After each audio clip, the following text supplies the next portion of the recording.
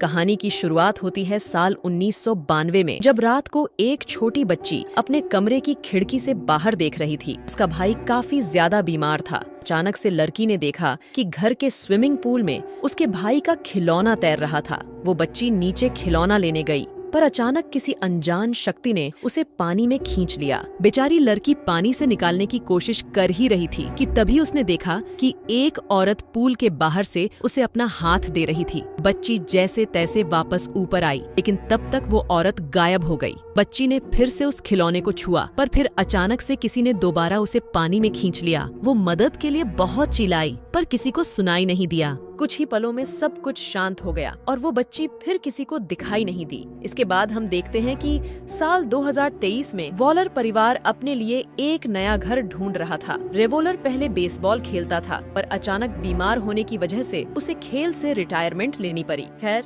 उन्होंने घर देखा जो उन्हें ज्यादा नहीं आया, इसलिए वह वापस जाने लगे। पर अचानक रास्ते में रे ने अपनी पत्नी ईव को गाड़ी रोकने को कहा। वहाँ एक खाली घर था, जिसके अंदर जाकर उन्होंने देखा कि पीछे एक बहुत बढ़िया स्विमिंग पूल भी था। रे हमेशा ऐसे अपने घर के अंदर एक पूल चाहता था। अचानक उसे पानी में एक बेसबॉल दिखाई दी तो रे से उठाने के लिए झुका, पर तभी वो पानी में गिर गया। पानी के अंदर उसे वही समय दिखाई दिया जब वो बेसबॉल खेला करता था। तभी अचानक उसका बेटा एलियट देखकर चिल्लाने लगा और जल्द ईव और उसकी बेटी इजी ने रे को पानी से बाहर निकाला। फिर ईव रे को लेकर हॉस्पिटल गई, जहां डॉक्टर ने उसे हर रोज योगा या स्विमिंग करने की सलाह दी ताकि वो जल्द से जल्द ठीक हो सके। जब वो वापस लौट रहे थे तो रे ने ईव से कहा कि वो वही स्विमिंग पूल वाला घर लेना चाहता है, क्योंकि डॉक्टर ने भी तो स्विमिंग करने को कहा और वो जल्दी ठीक हो जाएगा। ये सुनकर ईव काफी खुश हो गई, क्योंकि आखिर वो एक परमानेंट घर में जाने वाले थे। कुछ ही दिनों में वह परिवार ने ही घर खरीद लिया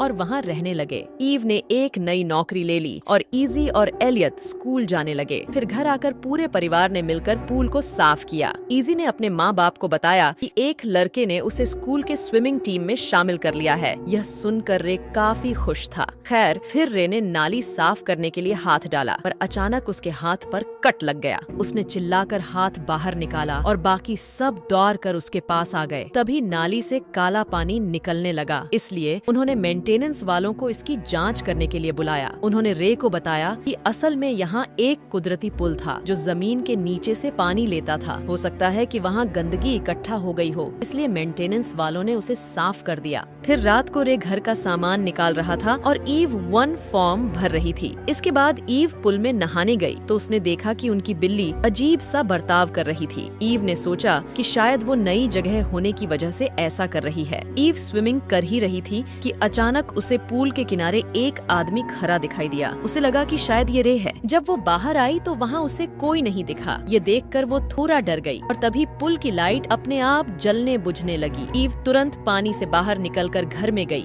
जहाँ उसके बच्चे और पति सो रहे थे। अचानक रे की आँख खुली तो ईव उससे पूछा कि जब मैं पूल में थी तो क्या तुम बाहर आए थे? जिस पर रे ने साफ इनकार कर दिया। उधर उनकी बिल्ली पुल के पास घूम रही थी कि अचानक उसे शुरुआत वाला खिलौना दिखाई दिया। एक बार फिर से पुल की लाइट जलने बुझने लगी और अगले दिन बिल्ली किसी को नहीं मिली। रे परिवार ने देखा कि बिल्ली का पट्टा पूल में तैर रहा था। उन्हें लगा कि बिल्ली पानी में गिरकर डर गई होगी, इसीलिए वो कहीं छुप गई है। फिर सब उसे ढूंढने लगे और रे ने अपने चोट वाले हाथ से पट्टा बाहर निकाला। बाद में जब उसने अपनी पट्टी निकाली तो उसने देखा कि उसका जख्म एकदम भर चुका था। फिर रात को ईव को डरावना सपना आया कि वो पूल में तैर रही है और फिर पुल को ढक्का जा रहा है। फिर अगले दिन वो हॉस्पिटल गए तो डॉक्टर ने बताया कि रे बहुत तेजी से ठीक हो रहा है। तब रे और ईव को लगा कि शायद ये स्वयं थेरेपी का कमाल है। उस दिन के बाद रे काफी खुश रहने लगा और वो हर रोज स्विमिंग भी करता। एक दिन एलियट ने अपने पिता को अपने साथ स्विमिंग के लिए बुलाया। उस वक्त रे काम कर रहा था तो उसने एक सिक्के पर हंसता चेहरा बनाया और एलियट से कहा कि वो काम खत्म करके पूल में ये सिक्का फेंकेगा, जिससे एलियट को पता चल जाएगा कि रे आ चुका है। यह सुनकर एलियट स्विमिंग पूल में अपने पिता का इंतजार करने लगा। अचानक उसने देखा कि पूल में वो सिक्का गिरा तो एलियट तुरंत ही ऊपर आ गया और उसने देखा कि उसके पिता तो वहाँ थे ही नहीं। फिर एलियट ने अपने गॉगल्स लगाए और पानी में सिक्के की तलाश करने लगा, पर जल्द ही बहुत सारे सिक्के पानी में गिरने लगे। तभी एक एक सिक्का नाली पर आ गिरा और एलियट को एक आवाज सुनाई दी। उसने देखा कि ऊपर से एक लड़की उसे देख रही थी। एलियट फिर से बाहर निकला ताकि वो लड़की से बात कर सके, लेकिन इस बार भी हमेशा की तरह वहाँ कोई नहीं था। अब एलियट थोड़ा घबरा गया, पर उसने सोचा कि शायद उसकी बहन इजी उसे डराने की कोशिश कर रही है। एलियट फिर से स्विमिंग करने लगा और डाइविंग प्लेटफॉर्म के पास आ गया। उसे नीचे से महसूस हुआ कि प्लेटफॉर्म पर कोई खड़ा है, पर जब एलियट ने बाहर निकलकर देखा तो वो फिर से अकेला था। कुछ समय बाद उसे एक छेद से एक लड़की की आवाज सुनाई दी। उस लड़की ने अपना नाम रेबेका बताया और वो एलियट को अपना खिलौना दे रही थी। जैसे ही एलियट ने वो खिलौना लिया तो किसी ने जोर से उसका हाथ पकड़ लिया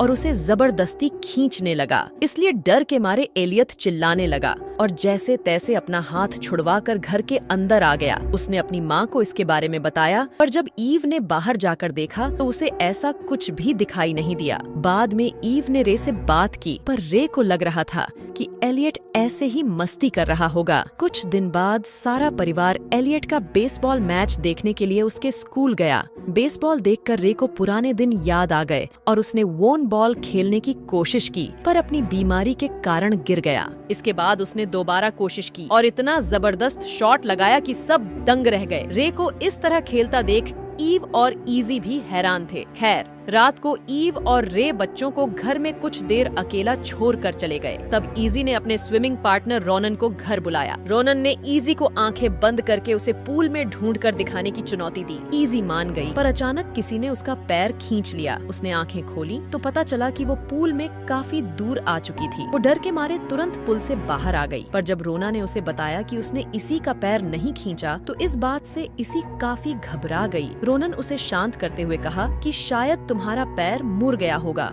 फिर बाद में एलियट ने इजी से पूछा कि क्या उसने पूल में कुछ देखा, पर इजी नहीं चाहती थी कि एलियट के मन में डर बैठ जाए, इसीलिए उसने एलियट को कुछ नहीं बताया। पर एलियट ने बताया कि हो सकता है पुल उनकी मदद करने के साथ साथ उन्हें डरा भी रहा हो। इसके बाद उन्होंने घर में एक पूल पार्टी रखा और एलियट ने कैमरा लगाकर वहाँ हो रही हर चीज को रिकॉर्ड किया। वहीं ईव को भी शक था कि रे इतनी जल्दी ठीक कैसे हो रहा है, इसीलिए उसने घर की पिछली मालकिन से पुल के बारे में पूछा। उसने ईव को बताया कि कई साल पहले इस पूल में एक लड़की डूबकर मर गई थी और तब से यहाँ रहने वालों को काफी मुश्किलें आती हैं। ईव ने पूछा कि क्या उस लड़की का नाम रेबेका था? हाँ, उस औरत ने जवाब दिया। उसी वक्त रे बाहर बच्चों के साथ पूल में खेल रहा था कि अचानक नाली से काला पानी निकलकर सीधा उसके मुंह में घुस गया। इससे मानो रे के ऊपर काला जादू सा हो गया और वो बच्चों को पानी में डुबोकर मारने की कोशिश करने लगा। खुशकिस्मती से एलियट ने उसे देख लिया और तुरंत अपनी माँ को आवाज लगाई। उस बच्चे के माँ बाप भी काफी गुस्से में थे, पर फिर भी उन्होंने बात जाने दी। इस घटना के बाद रे की तबीयत बुरी तरह बिगड़ गई और उसके मुंह से काला पानी बहने लगा। इसके बाद ईव ने थोड़ी छानबीन की तो पता चला कि इस घर में अब तक कई लोग लापता हो चुके हैं। आखिरकार वो रेबेका की माँ तक पहुँच ही गई और उसने पूछा कि असल में रेबेका के साथ हुआ क्या था। रेबेका की माँ ने उसे बताया कि इस कुदरती पुल में लोगों की बीमारियां ठीक करने की शक्ति है, पर इसके बदले में ये पुल किसी की कुर्बानी भी मांगता है। और तब यह खुलासा हुआ